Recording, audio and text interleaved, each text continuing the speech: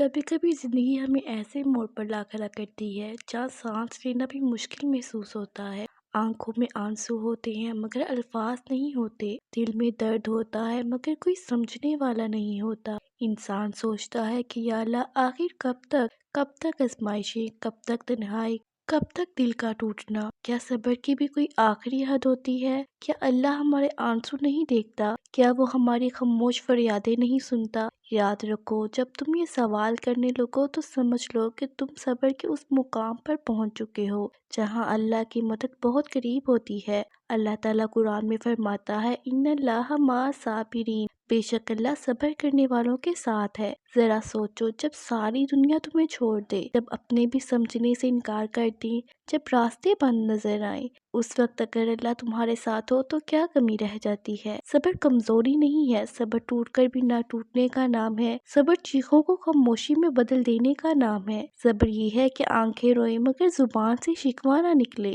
حضرت ایوب علیہ السلام کو یاد کرو، سالوں کی بیماری، مال کا نقصان، اولاد کا بچھڑ جانا، ہر طرف اندھیرا ہی اندھیرا، مگر انہوں نے ایک لمحے کے لیے بھی اللہ سے بدگمانی نہیں کی۔ انہوں نے بس اتنا کہا، اے میرے رب، مجھے تکلیف پہنچی ہے اور تو سب سے زیادہ رحم کرنے والا ہے، نہ شکوہ نہ شکایت، بس یقین۔ اور پھر کیا ہوا؟ اللہ نے نہ صرف شفا دی بلکہ پہلے سے زیادہ عطا فرمایا۔ یہ ہے صبر کا انجام۔ ہم میں سے اکثر لوگ جب تھوڑی سی پریشانی آتی ہے تو فوراً کہنے لگتے ہیں، میں تھک گیا ہوں، اب مجھ سے نہیں ہوتا۔ مگر کیا تم جانتے ہو، اللہ کبھی بھی اپنے بندے کو اس کی طاقت سے زیادہ آزمائش میں نہیں ڈالتا۔ اگر آزمائش آئی ہے تو اس کا مطلب ہے کہ تمہارے اندر برداشت کی طاقت بھی موجود ہے۔ کبھی کبھی اللہ تمہیں توڑتا نہیں، سنوارتا ہے، وہ تمہیں دنیا سے کاٹ کر اپنے قریب لانا چاہتا ہے۔ صبر کی آخری حد دراصل وہ مقام ہے جہاں انسان اپنے سارے سہارے چھوڑ کر صرف اللہ کو پکڑ لیتا ہے۔ جب دل کہتا ہے اب کچھ نہیں بچا، تب اللہ فرماتا ہے میں ہوں نا۔ جب تمہاری آنکھوں سے آنسو بہتے ہیں تو وہ زمین پر نہیں گرتے، وہ اللہ کے عرش تک پہنچتے ہیں۔ ہر آنسو کا حساب ہے، ہر درد کا بدلہ ہے، ہر خاموشی کا اجر ہے۔ حضرت یعقوب علیہ السلام کو دیکھو، برسوں تک حضرت یوسف علیہ السلام کی جدائی، آنکھوں کی بینائی چلی گئی مگر زبان سے یہی نکلا، میں اپنا غم اور دکھ صرف اللہ سے بیان کرتا ہوں۔ انہوں نے لوگوں سے نہیں، اللہ سے بات کی، اور اللہ نے وہ بیٹا واپس دیا جس کے ملنے کی امید ختم ہو چکی تھی۔ یہی تو راز ہے، جب تم لوگوں سے امید ہٹا کر اللہ سے جوڑ دیتے ہو تو معجزے شروع ہو جاتے ہیں۔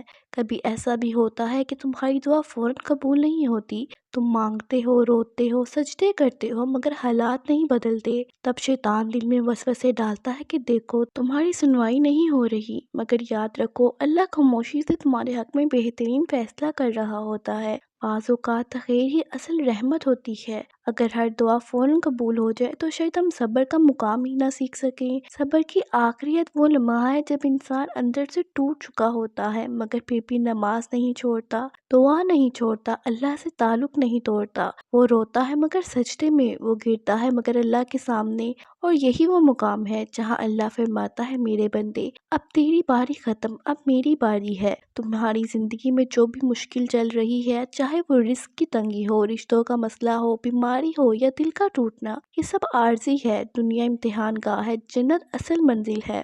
یہاں کا ہر درد وہاں کی خوشی بن سکتا ہے اگر تم نے صبر کو تھام لیا۔ یاد رکھو، صبر کا مطلب یہ نہیں کہ درد محسوس نہ ہو، صبر کا مطلب یہ ہے کہ درد کے باوجود اللہ پر یقین قائم رہے۔ اور سنو، کبھی کبھی صبر کی آخری حد کے بعد جو ملتا ہے وہ تمہارے تصور سے بھی زیادہ خوبصورت ہوتا ہے۔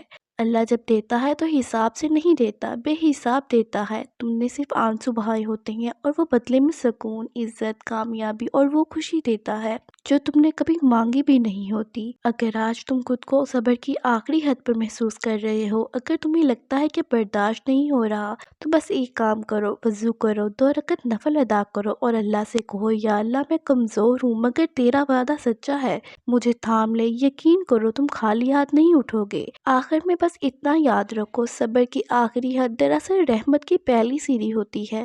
جب اندھیرا اپنی انتہا کو پہنچتا ہے تو فجر قریب ہوتی ہے، جب رات سب سے زیادہ گہری ہوتی ہے تو صبح ہونے والی ہوتی ہے۔ تم ہمت نہ ہارو، تمہارا رب تمہیں دیکھ رہا ہے، سن رہا ہے اور تمہارے لیے بہترین فیصلے کر رہا ہے۔ اللہ ہمیں سچا صبر عطا فرمائے، آزمائش میں ثابت قدم رکھے اور ہمیں ان لوگوں میں شامل کرے جن کے بارے میں وہ فرماتا ہے کہ میں ان کے ساتھ ہوں۔ آمین یا رب العالمین۔